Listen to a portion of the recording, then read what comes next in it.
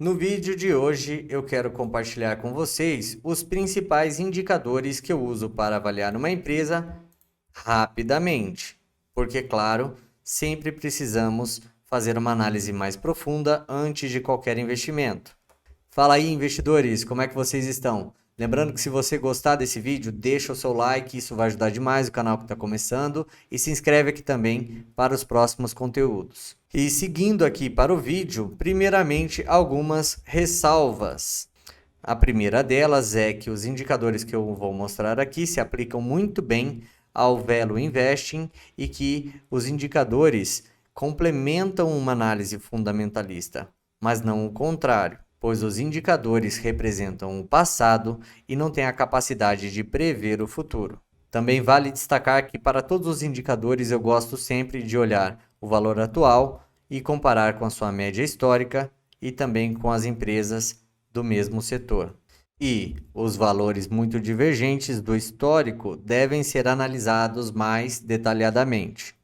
Para finalizar, o último aviso é que nunca analise os indicadores de forma isolada. Isso é bastante perigoso e é justamente aqui, inclusive, que a gente vê muitos investidores iniciantes comprando empresas, olhando apenas um indicador, olhando apenas o dividend yield e acabam comprando aquilo que não conhecem. Mas seguindo aqui então para o nosso vídeo, o primeiro indicador aí é o de históricos de lucros e as margens bruta e líquida da companhia.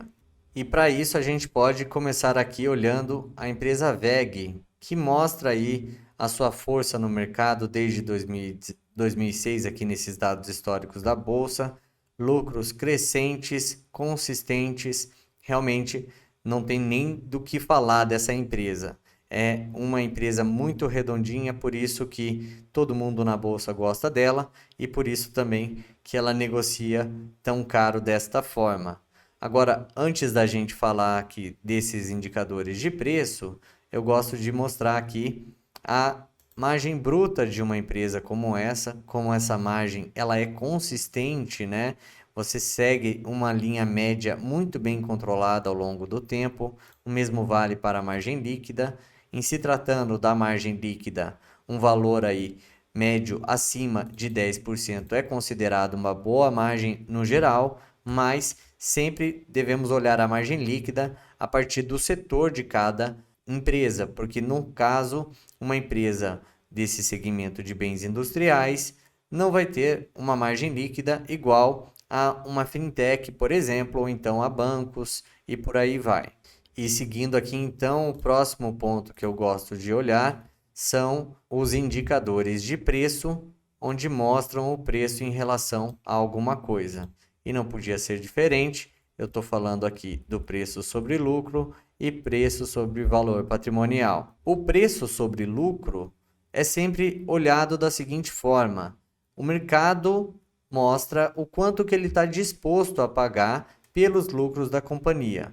Mas uma outra forma de ler esse número é quanto a empresa retornaria ali, quanto tempo em anos a empresa retornaria através de seus lucros o valor que foi investido nela. É claro que se você pensar dessa forma, uma empresa tão redondinha como a WEG não deveria estar negociando a 40,99 preço sobre lucro. Mas isso acontece justamente porque o mercado está disposto a pagar mais caro na empresa hoje, pensando que ela vai ter ainda a capacidade de crescer e de aumentar os seus lucros lá na frente. Ou seja, você paga mais caro hoje para colher frutos maiores lá na frente. Isso vale tanto aqui para o preço sobre lucro, quanto para o preço sobre valor patrimonial. No geral, empresas mais antigas da bolsa, que já estão maturadas no mercado, elas tendem a negociar um preço sobre valor patrimonial menor e muitas das vezes, como é o caso de uma empresa estatal aqui, o Banco do Brasil, negocia inclusive abaixo do índice 1. Isso significa que a empresa está negociando com um certo deságio. Por quê? Em tese, você está falando que o mercado hoje está disposto a pagar menos do que a empresa gastou para ser construída. você teria que gastar R$ 1 ali para construir a empresa, mas o mercado está comprando esta mesma empresa por 78 centavos. E voltando aqui com relação a preço sobre lucro, além do fato de terem empresas ali com preço sobre lucro bastante elevados, como o caso da WEG, de estar precificada de uma forma bastante elevada por conta da qualidade da empresa, existem empresas também que vão ter preço sobre lucro bastante alto, como aqui o caso da Sinqia, por se tratar de empresas pequenas que estão começando, né? Aqui o caso também da Petz, a mesma coisa, e são empresas em que o mercado está pagando caro, porque também visam crescimento lá na frente.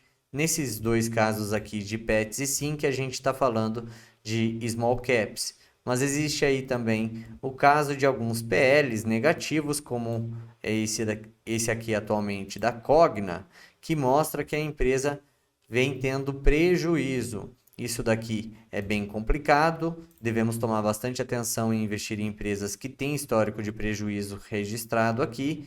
Obviamente, o preço sobre valor patrimonial dela está negociando aí abaixo de 1, mas nem sempre a gente pode considerar que um valor abaixo de 1 é positivo, porque nesse caso aqui não se trata somente de um desconto, mas sim de que a empresa não tem apresentado bons resultados e então o mercado vem realizando vendas fortes nela. E depois de olhar aí então o histórico de lucros da empresa, olhar aqui o preço sobre valor patrimonial, preço sobre lucro, as margens da companhia. Para fechar uma boa análise, você deve olhar qual que é o nível de endividamento da empresa. E aqui, aproveitando que a gente está na tela da Cogna, nós podemos ver um exemplo de um endividamento bastante elevado. A Cogna sofreu bastante mudança aí nos últimos anos por conta de ter acabado o FIES e tudo mais. Então, agora a gente vê que a empresa tem se endividado bastante para conseguir sobreviver. Isso é bastante negativo. Existe caso também de endividamento ser algo positivo, afinal de contas, um endividamento saudável não é problema nenhum.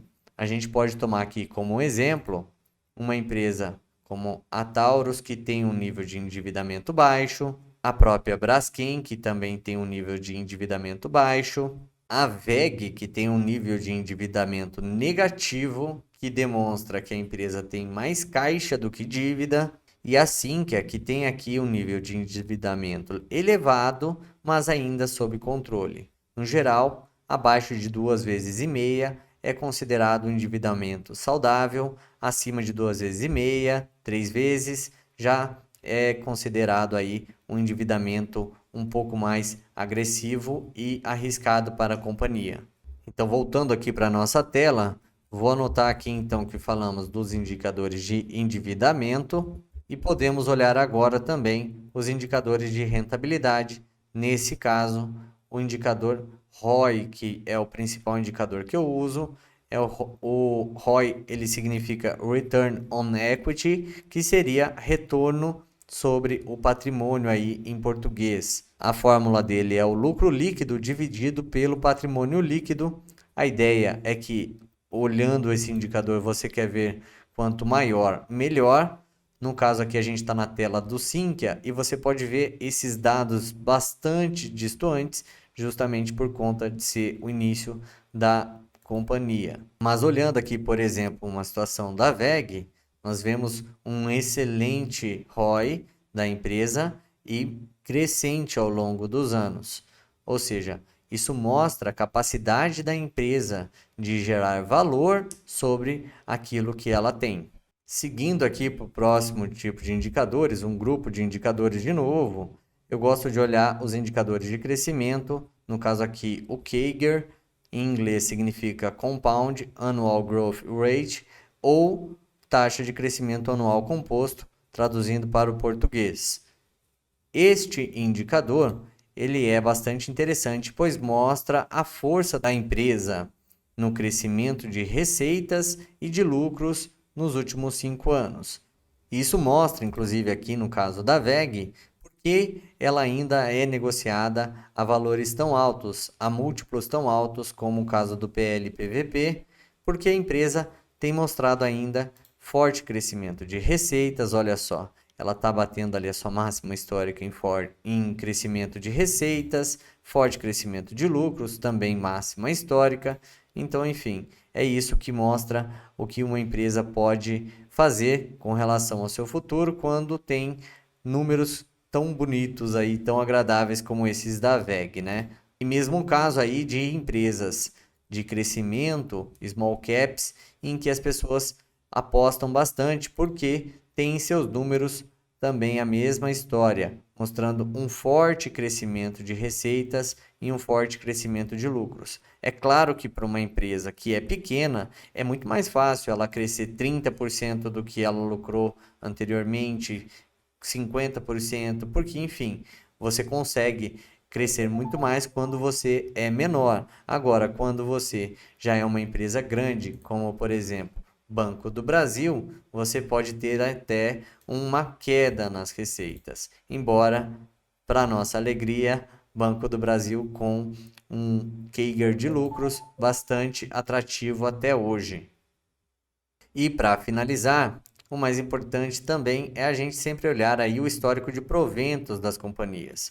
No caso aqui, aproveitando a tela do Banco do Brasil, podemos ver aí um pagamento constante e crescente de dividendos e também, como o caso aqui da Braskem, uma empresa que também consegue distribuir dividendos. É claro que no sentido da Braskem, nós vemos aí um valor um pouco diferente, né? Porque é uma empresa que também tem aí correlação com economias cíclicas, no caso de commodities de petróleo e derivados do petróleo, mas é uma empresa que pode continuar pagando sempre aí os dividendos por ter uma boa governança, por ser uma empresa líder de mercado, né? No caso aqui de Banco do Brasil, inclusive, facilita bastante para a gente conseguir fazer uma média de preço teto na companhia, que eu normalmente faço olhando aí a média dos dividendos, dos proventos distribuídos dos últimos 5, 6 anos, e a partir disso aplico a taxa de desconto que eu quero calcular para ver que preço teto a empresa me apresenta.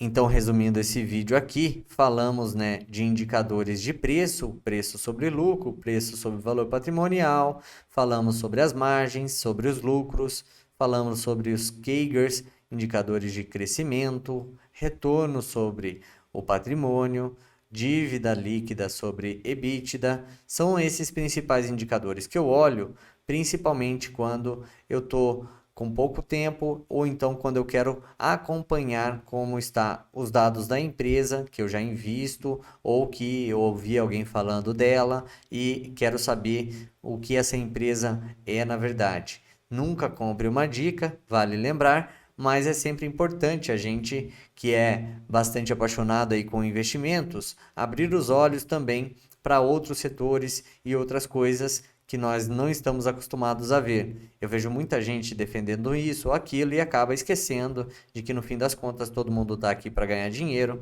Uma empresa de um setor bom não significa que é o único, podem ter outros setores e outras empresas, então sempre eu gosto de ter essa mente aberta e aproveito esses indicadores para abrir uma análise rápida da empresa e a partir daí fazer uma análise aprofundada, mais aprofundada, se a empresa me interessar. Mas comenta aí comigo, o que mais que vocês olham aí de indicadores rapidamente das empresas? Eu sou o Diego, você está no InvestY e muito obrigado por esse vídeo. Até o próximo.